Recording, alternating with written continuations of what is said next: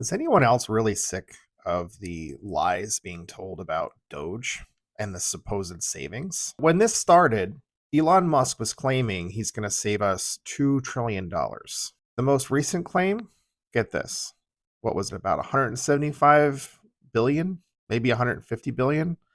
And when people actually drill down on what the claims are and they investigate further, at most it's 40 billion. And I suspect that's probably not accurate. It's probably an overestimation of the so called savings. What else is true is because of the ham fisted way they went about doing all this stuff, it's going to cost taxpayers several, like probably hundreds of billions of dollars to fix some of the things that they've done. They never had legal authority. Only Congress can decide how money is spent. And, if we're going to create an agency to address a given problem, that's Congress's job. The courts have opened the DOGE team up. Like they've approved lawsuits. And Elon Musk and the DOGE team are liable because of everything that they were doing was highly illegal. And think about this, right? Like you'd have to go in and go through the gigantic list of all the things that were cut. People unceremoniously were fired for cause after many of them got promoted. And like when you get promoted in the government, you're on probationary status in your new role. So they just like ham-fistedly terminated a whole mess of people, which that's terrible for those people. Imagine what that does to you as a person, what it does to your family, what it does to your community.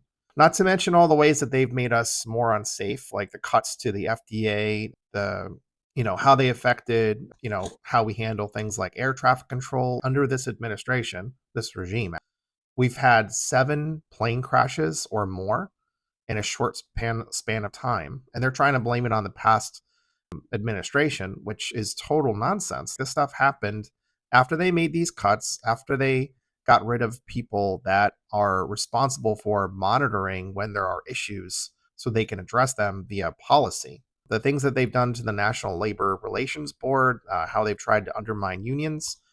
Like the idea that this administration is like a populist party that's for the workers is such an unbelievable farce. They've made our water less safe. They've made our food less safe. They're going to be responsible for millions of lives lost if this quote unquote big beautiful bill goes through. It's catastrophic. People are going to lose homes, not just jobs. People are going to lose businesses.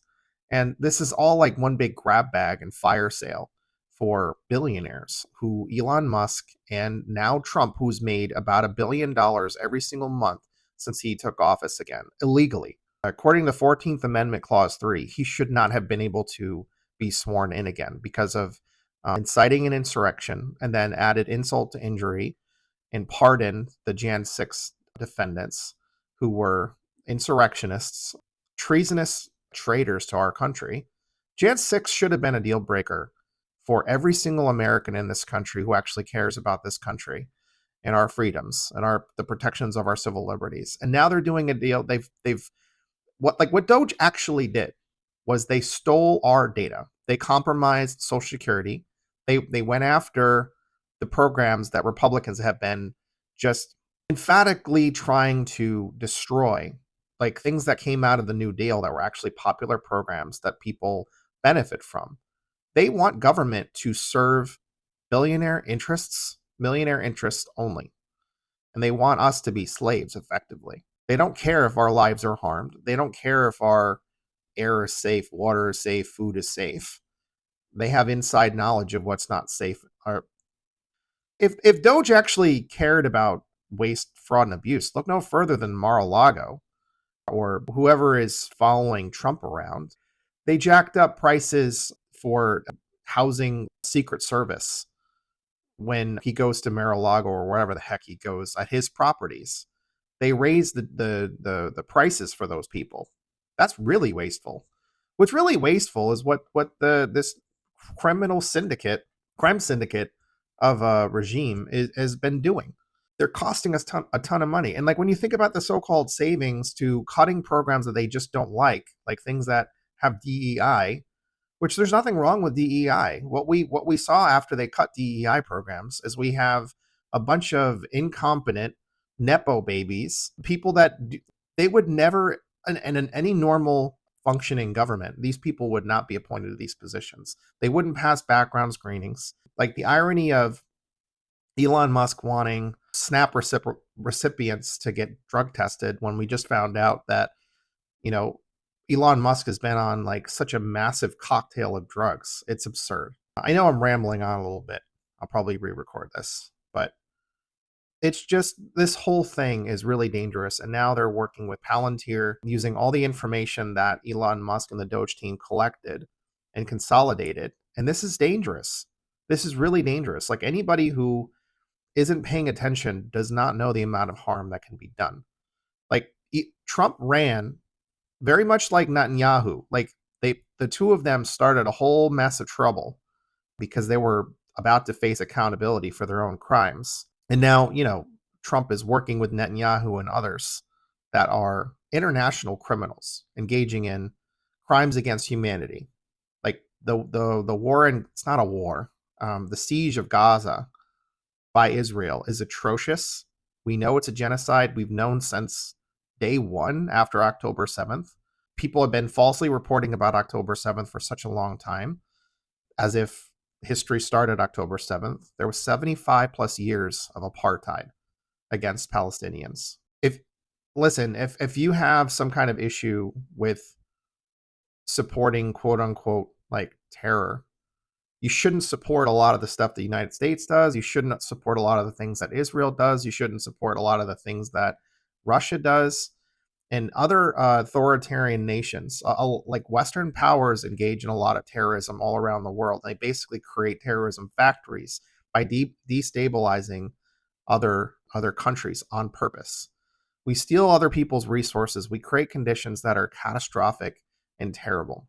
And then with the DOGE cuts, with the cuts to U.S. aid, we already have confirmation of over 300,000 people dying because they cut off food assistance to people that were barely hanging on by a thread. And the food, you want to talk about waste, fraud, and abuse. The food rotted in the ports and containers and on ships. For what purpose is that? You can critique U.S. aid and what it does, but a lot of that is soft power, U.S. soft power, that is diminishing the possibility or the probability of hostile, radicalizing groups being able to recruit and grow in force and grow in strength. It's a preventer of terrorism around the world in regions that are prime for that kind of force to arise. We should do other things with our power, and we should care about human rights. I think it's a complete farce, all the things that have been happening, but I'm really worried about Palantir because it's a surveillance and technology company that has already been used in Israel and Gaza to target innocent civilians using drones. That technology can use your information to do things like change the pricing of things that you pay for. Your personal pricing can be modified based on what they think you can afford. Same thing for your rents. If they know how much savings you have and how much money you make, they can target you and change the costs. This whole thing with Trump has been about retribution because he feels like he was unfairly targeted, even though he committed a ton of crimes, many of which he's never been charged with or prosecuted for. But he had 91 indictments. Do you know how big of a deal it is for an ex-president to be credibly charged?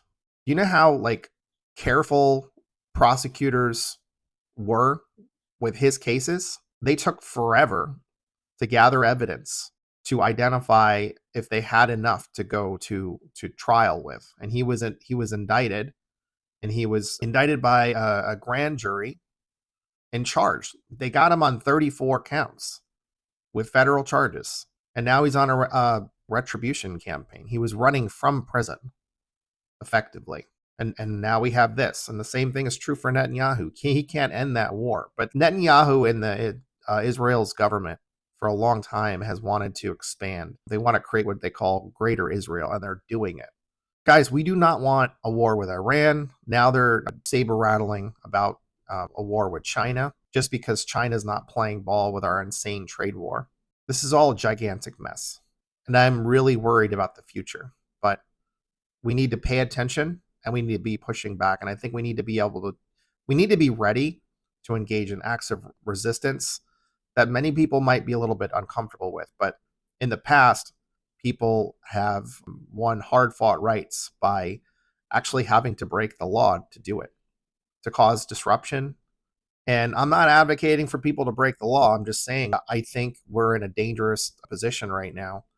And the way that we're going to have to win back our ability to keep our civil rights and to win back our government so we can change it for all of us, we may have to stray outside the lines a little bit. And a lot of times, like, the laws they're not just. Slavery was legal.